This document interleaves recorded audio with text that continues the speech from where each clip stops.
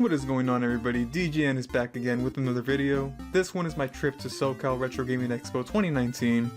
I had a lot of fun there. I went with my friend, Bernie Camara. That's the person you saw in the very beginning of the video. During my trip, I made a few trades, bought some things, but more than anything else, I just had fun checking everything out.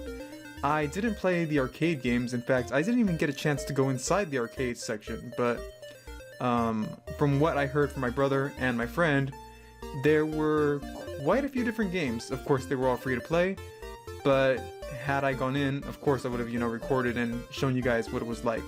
That little section over there in the far corner with the light, where the windows are, that's where the arcade section was. The only reason why I know it was there is because when we were leaving, I got a quick glimpse of it. But yeah, this was probably the biggest video game convention that we've gone to. Usually these are held at the City of Industry, but this one was held in the Pasadena Convention Center. I still had fun even though I didn't really buy much at all. Like I said, I was focused on trading when I went. I wasn't really too worried about, oh my god, what am I gonna buy, or oh my god, I don't have that much money, to spend. I took some stuff with me to trade, and surprisingly, some of the people there, most of them actually, the ones that I traded with at least, weren't really, I should say, vendors. They were other, collectors. And I did make some pretty good trades, but we'll get, more towards that at the end of the video. I did get to meet some YouTubers, one of which, of course, was Pat the NES Punk, who I've met before, previously at, the Retro Socal Gaming Expo of 2016, because I've been going to these with my friends since 2016. This is the 4th annual one. And he wasn't selling that many games, but what he was trying to promote, of course, was his certain NES guidebook. I already own his NES guidebook. I own the, digital version of it, so I don't own the hard copy. But it's definitely worth owning if you are big on the NES console.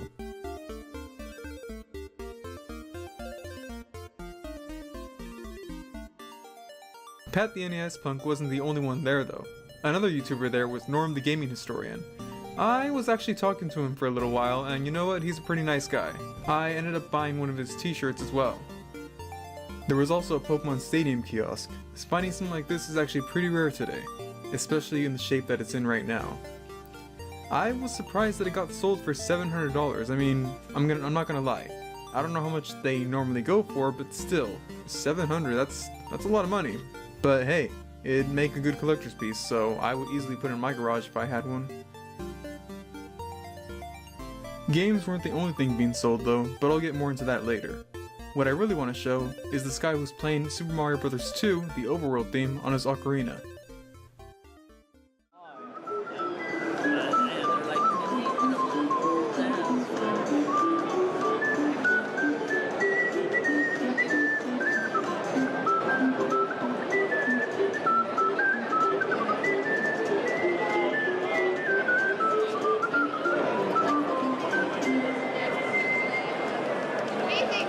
This vendor over here is actually a shop in LA.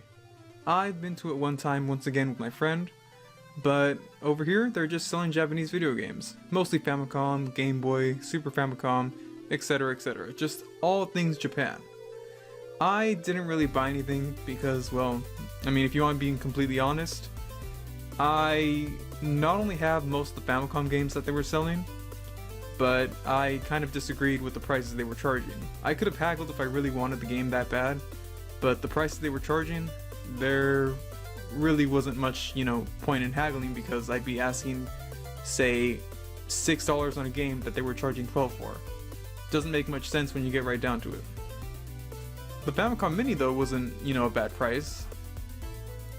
Then we get to the NES games. At least, one vendor.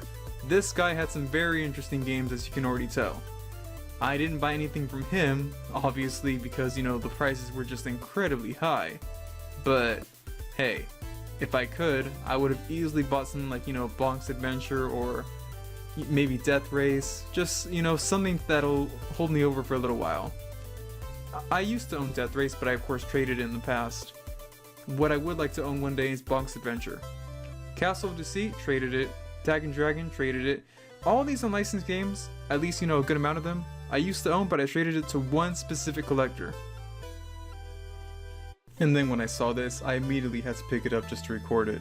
It's Resident Evil 5, but obviously it reminded me of my Famicom bootleg. Now we get to the part that I just felt like showing, the most. I was saving it towards, the very end.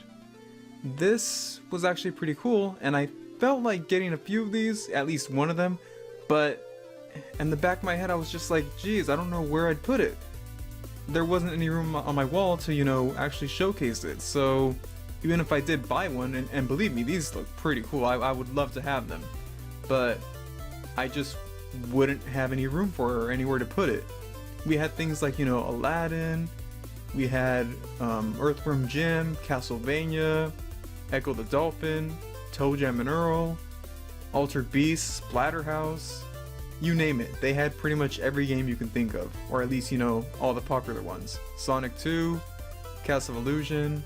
I probably would have gotten Little Samson or Bonk's Adventure if they had it. Yeah, if you can't already tell, I'm a huge Bonk's Adventure fanboy. And this is what I ended up getting from the entire convention. Like I said, I didn't get much, and I wasn't expecting to get much. I was going with the intention to trade more than I was to actually buy. So what I ended up getting was, Super Russian Roulette for the NES, Big Nose Freaks Out for the NES, Contra Hard Corps, Atari Flashbacks, Doom, Super Mario 3D Land, bunch of good stuff. I think my favorite has to be Joe and Mac for the Sega Genesis and Super Russian Roulette. But I still have to give a huge thank you to my buddy over at Pixel Vault Games in Ontario, California. I'm not going to say his name in case he doesn't want it mentioned on video, but what he did was just awesome. He was able to fix my 3DS, my modded 3DS that had a capture card built in from Katsukity. And I definitely very much appreciate that because the company that made the capture card, Katsukity, went out of business recently.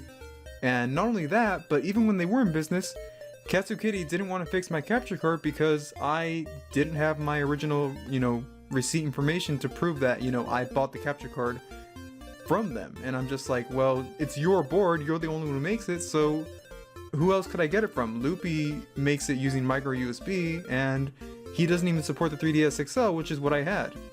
Bottom line being, this guy was awesome. He was able to fix my 3DS no problem, and it's working great now.